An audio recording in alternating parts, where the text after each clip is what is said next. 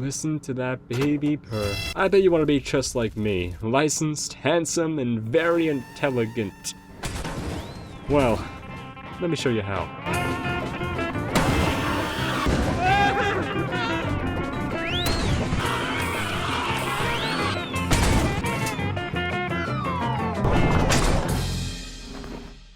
Hey, how's the wife? Oh, well, the cancer's getting worse. Yeah, great, well, whatever. Welcome back to the Lethal Company Gameplay Guide, the series where we go over every moon, item, entity, and mechanic Lethal Company in order to give you tips and information you can apply during your next gameplay session. Today, we got a big one, a huge one, a red one. No, it's not a dog penis, it's the company cruiser! I've been really racking my noggin trying to figure out just how to explain everything about this big hunky automobile, and I've decided to simply go over all the steps of the car while giving you a fuck ton of tips, tricks, and information along the way. So we'll start with buying it, then driving it, then looting with it, and finally getting it all back in one piece. Now this guide is made from the perspective of version 56 squad high quota. That means artifice and strategies designed for 4 people. Also, like I said, I'm used to version 56. If you're playing on V60 or version 64, then some of what I say might not apply, and if I'm aware of that, then I'll let you know. But of course it would take forever to test everything about the car again in the latest version of Lethal Company, so this is just a disclaimer that some things might be wrong. But if you're a self-respecting employee who plays on version 56, then prepare to be absolutely coated in hot, sticky information. Now enough glapping my lips, let's get to the tips.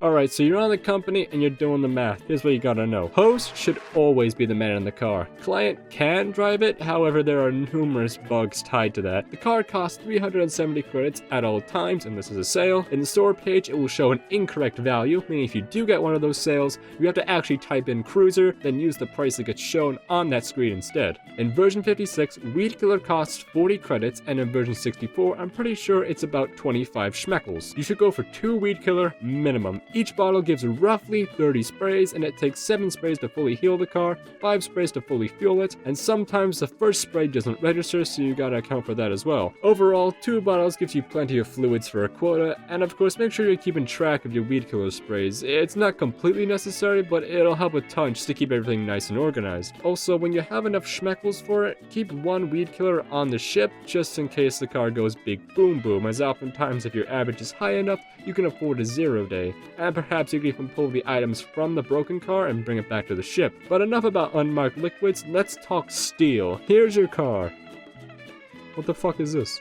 Alright, let's go over some stuff from left to right. Here's your wipers, they're useless. Here's your cabin window toggle, it's fine. I'm not sure if it affects line of sight. From my testing, it doesn't seem like it, so it's also just kind of useless. Under that, we have the headlight toggle, which is actually very useful. Believe me, 9 times out of 10, you're gonna have a much easier time driving around with these bad boys switched off. It's just better. The only time I'd recommend having them on is when you're trying to line yourself up with a wall, or if you're leaving the car in park. Here's the wheel. Unless you're performing some immense parking maneuvers, you don't usually want to turn this all the way to one side. If you need to make a tight turn, you can stop and wait for the wheel to turn before moving, instead of just driving while trying to turn it all the way and inevitably having to, reverse back, and this whole thing. Just wait for the wheel to turn. Also on hills, when the car is rolling backwards, turn your wheel to use this as a pseudo reverse, and it makes your parking extra slick and greasy. Here is your ignition. Now this is something I've been focused on for months, and I think I've finally cracked it.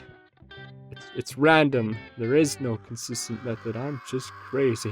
There is a best method, but it ain't that much better. I'd say it works a good 75% of the time. 1.5 second-ish turn, followed by a 0.25-ish second pause, and then a 1 second-ish turn, then another 1 second-ish turn, and it should start. It might even start on that first 1 second-ish turn. But it is random, so sometimes this method fails, and believe me, I've timed it in post and everything. It's just unpredictable. Anyways, here's the eject button. The wiki says to use it, but the wiki also says you can crouch under turrets, so fuck them. Don't use it. You'll take anywhere from 50 to 80 damage, so you'll probably die. And I don't think going up is going to help you get away from anything, considering you're going to come back down and then just be damaged now. I mean, you can try and land on a warehouse or something, but even then, with how long it takes to push, you're better off just getting out of the car and running most of the time. So yeah, keep this closed. And now here's the radio. That's fun. Gears. Putting the car in park stops the wheels from rotating. This still means the car can slide, however, so you might see it slowly pull out of the fire exit crevice over time, which is why you want to leave your engine off, otherwise the dogs might get interested. While in park, pressing W will begin to drain the car's health. However, you can hold it for like a second and still be fine. And even then, you have to hold it for a good chunk of time before the car actually explodes. If it's at full health, of course. Reverse simply makes the wheels rotate backwards when the gas is pressed, and drive will do the same except it'll move forward. However, both of these gears will unlock your wheels, so you can do cruiser jumps in reverse or drive. They're both going to work the same. So even if you're in drive, your wheels can rotate backwards if you're on a steep hill or something. And oftentimes you want to use hills to your advantage in order to keep your speed up. Speaking of speed, take it slow with the car, and remember that S is your brakes, and your brakes are your friend. Never hesitate to brake, especially when making turns. Every little bump and scrape is another spray of weed killer, and every spray of weed killer is quite literally coming out of your paycheck. Also, when stepping out of the car while holding W or S, it'll keep the car with their respective functions. So getting out while holding W will make it continue to drive, and getting out while holding S keeps the brakes on, so it's kind of like a temporary park until someone hops back in the car. And I guess you can push space to hop the car, but I personally never used this too much, otherwise you're probably going to get yourself even more stuck than when you started. Of course, make sure your fuel tank is empty first, otherwise you're in for a big surprise. Stepping out of the vehicle, we've got the hood. This green bar is your health, keep that nice and high, and of course the red one is your fuel. Now in the pitch black darkness of night, you pop open your hood and yeah, you can't see shit. Make sure your headlights are on, and now I'm going to show you a little something. See this? This little sliver only appears when the car is empty, and for any subsequent sprays, you can clearly see a nice bright line indicating just how much is in there. If you see none of this, then that means the car is fully fueled and ready to fly. Now, if your engine catches on fire, think of this as a critical injury for the car. It'll eventually go out, but it only happens when the car is super low. You should absolutely get the weed killer right away and fuel it up. The fire won't hurt you, and closing the hood won't put it out. Just spray some chemicals on there and you'll be good. Coming round to the back, you might have noticed a little push option for the car. The further you push from the center of the car, the more it's going to move. So hitting it right up here makes it almost fall over. You shouldn't usually need to do this, but it can help in some instances. Now here's the insides of your cruiser. Yeah, just keep that close. I cannot stress this enough, do not put items on the back, and if you're going to, make sure you close this shutter, otherwise baboon hawks will go, whoa, free shit, and then pile up inside the car and then fuck, you see what I mean. Pull our car up to the magnet and we're setting sail for Artifice. We'll talk about jumps at the end, but right now let's just go through the motions. Assuming it's not eclipsed, we'll land and our crew will set off. Hop in the car and start it nice and fast. Then pull yourself off the magnet, come down here to the left of the telephone pole, then hop out and make sure that your magnet is on. Very important, don't forget. Then from here you're going to want to park near the main or around this corner, just temporarily. If there's anything blocking your path, then you can find an alternate route, and if somehow you can't get over, then I've got some jumps to show you later in the video. Hop out the car, and if there's any equipment on top such as shovels or shotguns that you need to give to the people at main, then hand that over, grab any items that they might have found and put those on your car before pulling over to the fire exit and shimmying the car into this corner over here. You're gonna want to just put the tip in, don't laugh, then turn the wheel all the way to the left while flooring it the whole time. Once you start sliding, you'll eventually stop moving forward. When this happens, start turning the wheel to the right, and that should push you in all the way before putting the car in park, taking out the key, and then you're gonna want to put the key back in. Don't start the car, just leave the key in. I mean, it'll save a bit of time and there's no harm in doing it, plus it leaves the light on. Also, be sure to refuel the car before heading inside. As cruiser guy, you're typically in charge of the car, of course, but also counting how many items your crew has found and how many are left to find. You can, of course, go and loot for yourself, just don't do anything too risky like killing nutcrackers or jester trapping. Like I said, host should drive the car so you can perform the egg tech on top of the cruiser if needed. In terms of putting other items on the car, you should walk right up to it, look straight up, and then drop your items. You don't need to crouch or jump, just drop them, although crouching does help you see if any items didn't make it onto the car. For reasons I'll get to later, try and drop your items above the back wheel or at least close to it. Usually you want to let the cruiser guy put items on so that way he can count, but if you are going to put on any items, make sure you count and inform him of how many you've put on. And just to clarify really quick, the whole dropping items on the side of the car was fixed in version 60, so yeah, just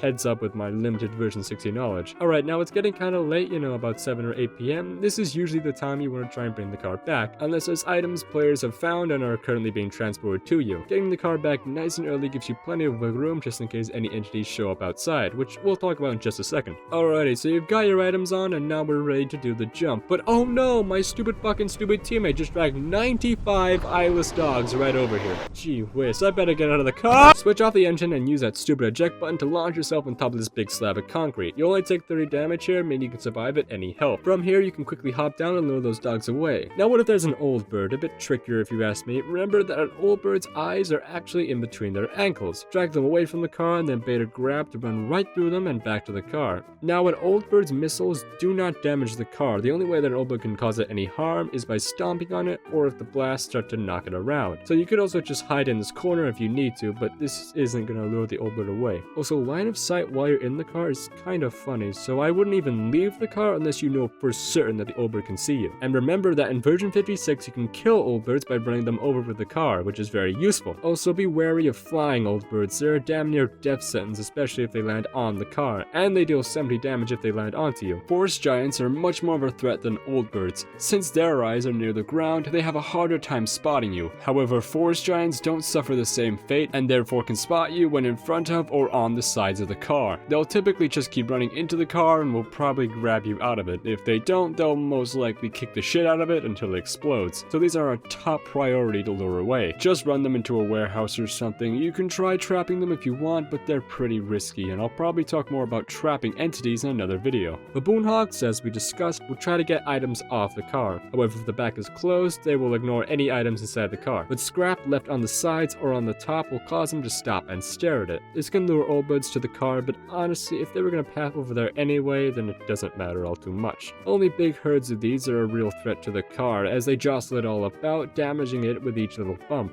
But they're a non-issue if you ask me. Now we have Earth Leviathans. They cannot swallow the car or any items on it, however they will swallow players in the car even if they're sitting down. So just lure the worm away, and if you're driving and find one somehow, then hop out of the car and bait it out of the ground before you continue your safe and happy little travels. Finally, we have manticoils. They will instantly blow up the car upon contact and perform dive bomb death attacks which make the cruiser nuclear detonate and kill all players not inside the facility. Yeah, cruiser doesn't even collide with them.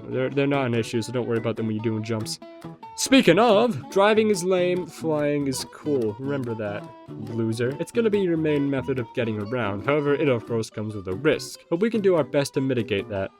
Hopefully. Let's first go over the 2 jumps that you need to be practicing, and I mean practicing, like weeks of practice to at least be consistent at it. Anyways, here's the Eclipse jump. We're going to be sending it over this warehouse, hooking around the massive pole, and landing all snug as a bug down on the fire exit. I'll first show off the jump and then go over some things you ought to know. So just let yourself off the magnet, hop in the car, and reverse back slightly so that you angle yourself in a way that means you're not going to hit into this pole. Then do 3 quick jumps to the right, 1 extra jump to the right just to keep you going. Then after the big fuck off pole, do 1 final jump forwards and right to send yourself into here where you can either land straight on your wheels, which by the way, if you land on your wheels with any jump, then you will take 0 damage, but you can also hit off this wall, which is bouncy, so you'll just ping right off it. If you ever feel unsafe, you can always hop out of the car before you land to ensure you live if the car does explode. But keep 2 things in mind if you're going to do this. Firstly, hold S as you get out to keep the brakes on, and secondly, ensure you don't hit off the wall too high, otherwise the car might bounce off and fucking kill you. This is a very high risk thing to do, and there are many alternatives to it. However, if you're consistent at it, then it is the safest option. You could, however, drive over to this shack, do 1 jump up and then 1 jump to the left. You might just clip onto the corner of the shack and tumble over a little bit, but you should be fine. This is just an alternate route if you ever find yourself in an eclipse. However, with the eclipse jump, there could be rocks, pumpkins, or even entities in the spot you intend to land. Now, of course, this is called the eclipse jump as its own performed during an eclipse when the main path is far too dangerous to take. A really important thing to know about this jump is that unless you have a jetpack, you need someone to stay behind and turn on the magnet. Well, now you're over here, How are we gonna get back? Pull out of the corner by putting it into reverse and turning the wheel to the right as you pull back. Once you start coming off at an angle, slowly shimmy the wheel left and right to adjust yourself as you slide the car against the wall until you touch the hill at the back. Hit your brakes, put it in park, and if you have the time, you should check to ensure you're flush with the wall. Now, I've had some people tell me this is unnecessary, useless even, but listen to me right now. This is the most important tidbit of information I can give you about any and all cruiser jumps. A jump is only as good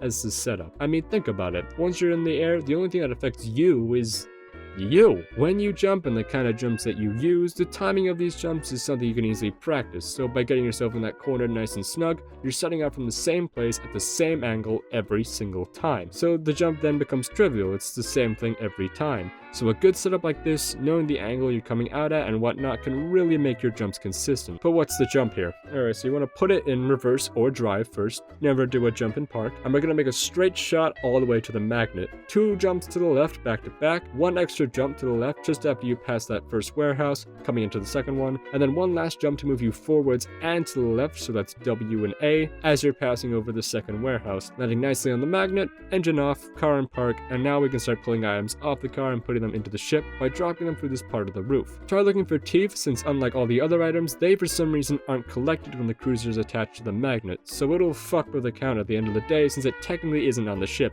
but they will remain on the car even if you don't take them off. And well, that's what you're going to be doing in a high quota run. But I still got more to talk to you about here, just little random things I want to list off.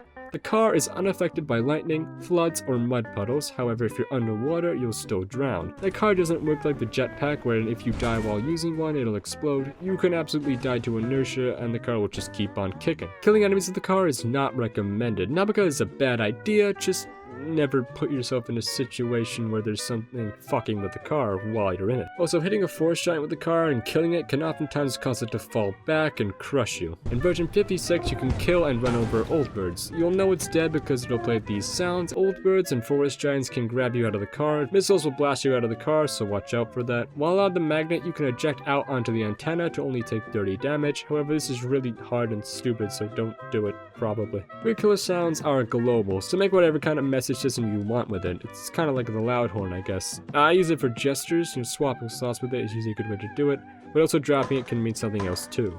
These 2 actions do not make the same sound, so they mean 2 different things.